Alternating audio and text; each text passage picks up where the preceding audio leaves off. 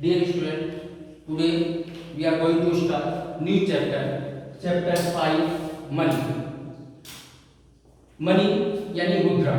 आज हम एक नए चैप्टर की शुरुआत करने जा रहे हैं। बहुत इंटरेस्टिंग चैप्टर है और इस चैप्टर में हम देखेंगे कि मनी वास्तव में उसका रूप क्या है, सब कुछ उसकी हिस्ट्री देखेंगे, उसके बाद फिर हम करंट कंटेंट में आएंगे। तो हम सब जानते हैं कि हर एक देश की एक अपनी जो है मुद्रा होती है, करेंसी होती है और हम उसका एक नाम देते हैं। जैसे हमारे देश में रुपीस, हिंदी में उसे रुपया कहा जाता है। अमेरिका में जाएंगे तो वहां पर डॉलर कहा जाता है, ब्रिटेन में पाउंड्स कहा जाता है, आप जाएंगे रशिया में तो वहां रूबल कहा जाता है, इसी तरह दिनार, ठीक है, खाड़ी देश में कहा जाता है। तो हर एक देश की मुद्रा का एक अपना जो है नाम है। तो हमारे देश में मुद्रा को या करेंसी को जो है, जो कैश मनी है, उसको हम जो है रुपया हिंदी में कहते हैं और रुपीस यानी कि इंग्लिश में। तो यहाँ पे हम देखेंगे कि मनी की वास्तविकता क्या है, इसके कॉन्सेप्ट को हम समझने की कोशिश करेंगे। हम जानते हैं कि जो है शुरुआत में एंशिएंट हिस्ट्री में देखा जाए या मेडल हिस्ट्री के टाइम, तो उसमें gold coin is a form of money, kettles is also a form of money, क्योंकि उसमें देयर इज नो करेंसी, उसमें कोई करेंसी नहीं होती, ना ही पेपर नोट्स होते थे, ना ही कॉइन्स होती थी।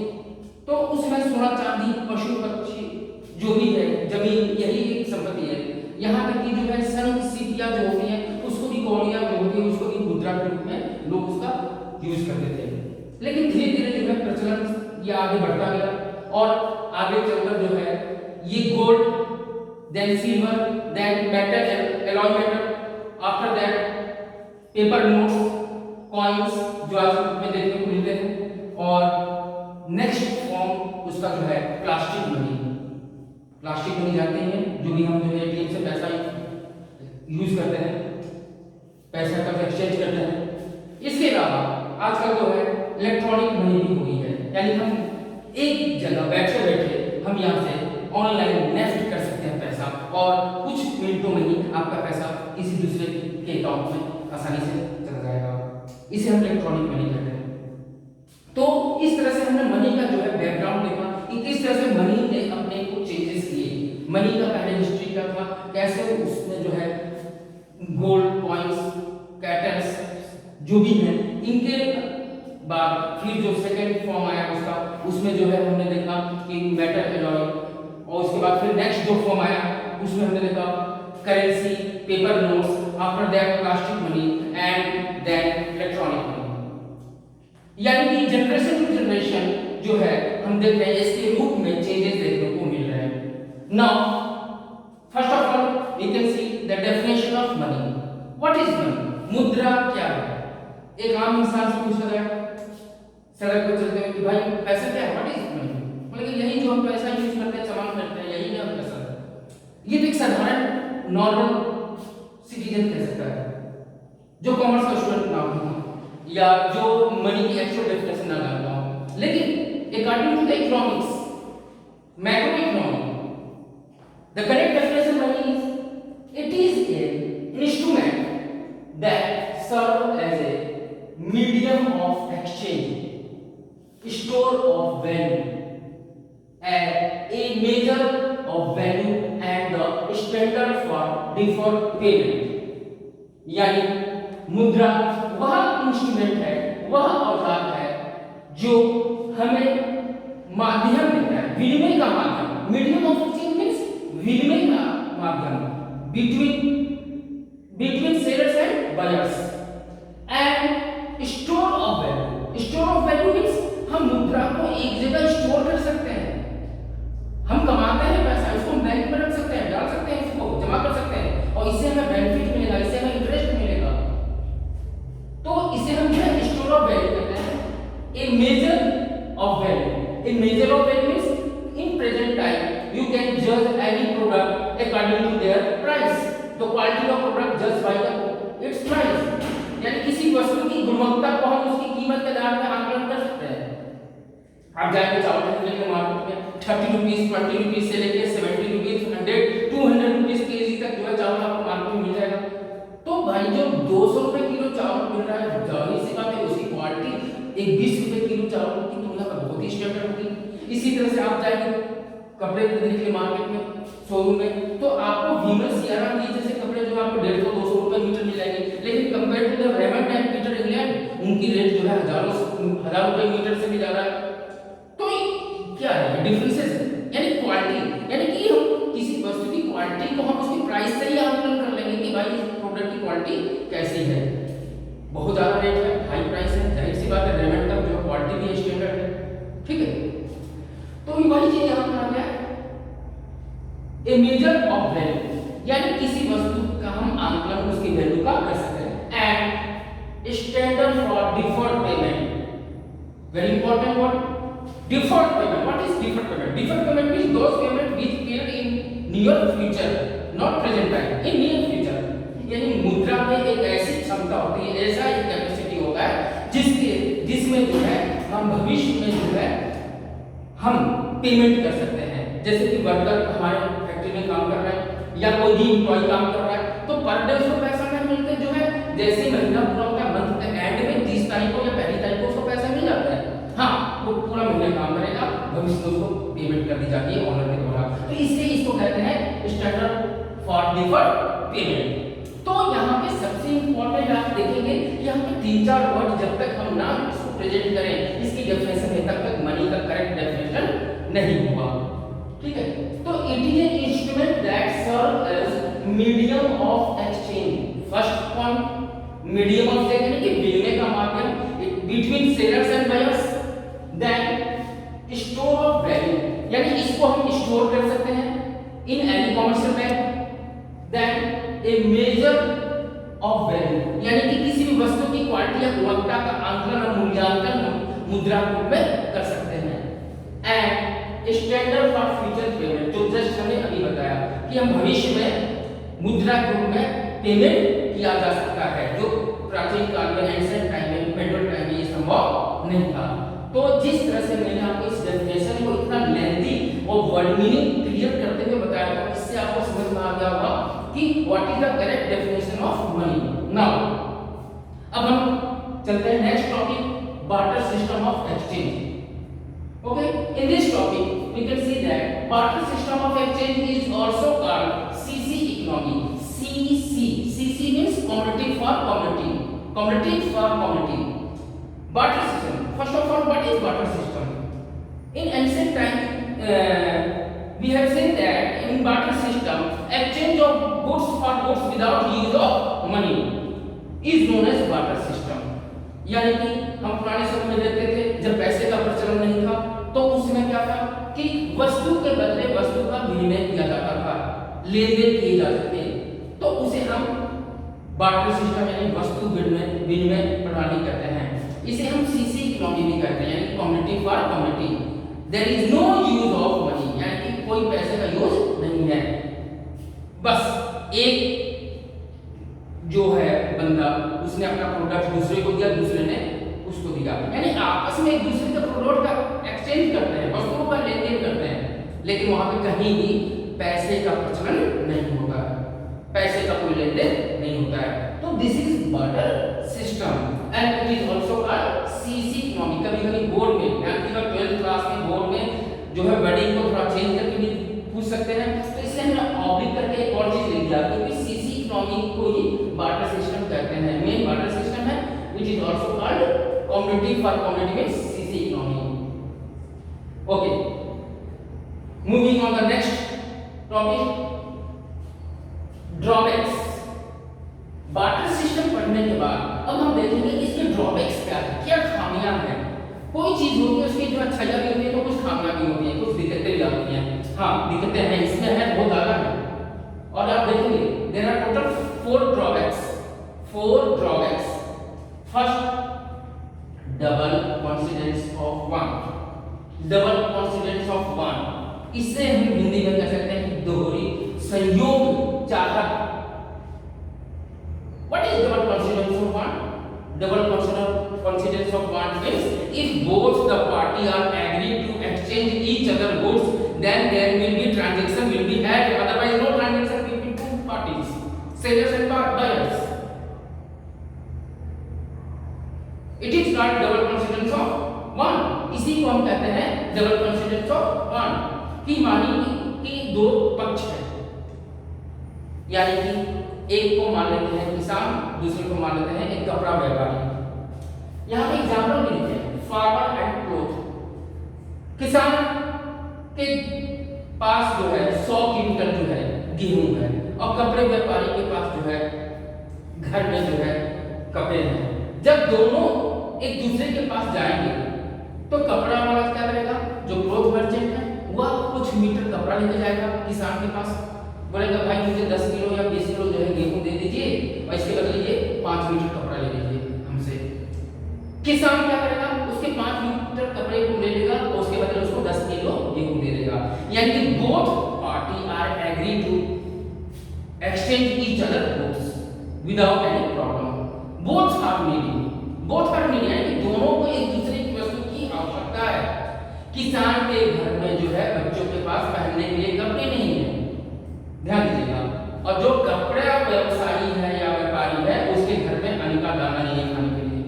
तो दोनों एक दूसरे के लिए ललायक हैं, नीडी एक दूसरे की वस्तु के लिए, इसलिए उनके बीच में लेन देन हो भी हो। लेकिन सपोज कीजिए, मान लीजिए कि किसान गया मर्चेंट के पास, क्लोथ मर्चेंट के पास, कि भाई मुझे जो है ये गेहूं ले लीजिए, इसके बदले 5 मीटर कपड़े दे दीजिए। तो कपड़ा व्यापारी ने कहा कि ऑलरेडी मेरे पास जो है 200 क्विंटल गेहूं रखा हुआ है, हम तो आपका गेहूं नहीं लेंगे भाई। तो ऐसे में क्या उनके बीच में लेन देन होंगे? One party are agree and another party is not agree. एक नीडी है, दूसरा नीडी नहीं है। एक को जरूरत है उस वस्तु की, दूसरों को उसकी वस्तु की जरूरत नहीं है, तो उनके बीच में लेन देन नहीं होगा और व्यापार बिल्कुल शून्य हो जाएगा, यानी कि व्यापार उनके बीच में नील होगा। तो ये सबसे बड़ी समस्या है जिसे कहते हैं डबल कॉन्फिडेंस ऑफ वन। और हम आशा करते हैं कि इतना इजी एग्जाम्पल के थ्रू और इतना डिटेल में हमने बताया, इसका जो है एक्सप्लेनेशन भी आप ऐसे ही करेंगे, ठीक है। और यही चीज आपकी बुक में भी मिलेगा, एक्सप्लेनेशन जो है 5-6 पैराग्राफ में या पूरा एक पेज में दिया हुआ, लेकिन मैंने इजी से इजी कॉन्सेप्ट को जो है समझाने की कोशिश की। Next second point, lack of common unit of value.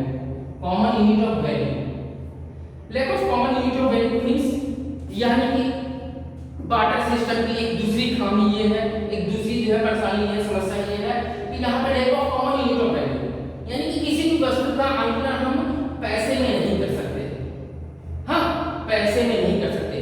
सोचिए प्राचीन काल में जब पैसा नहीं था, ठीक है, मान लीजिए कि एक कार है, अगर आप जो है आज से 500 साल पहले की स्थिति देखें तो आप क्या देखेंगे? What is the value of your car? बोले कि 5 घोड़े के बराबर है, 5 हॉर्सेस। क्यों? देयर इज नो मनी, क्योंकि उसमें पैसा तो था ही नहीं।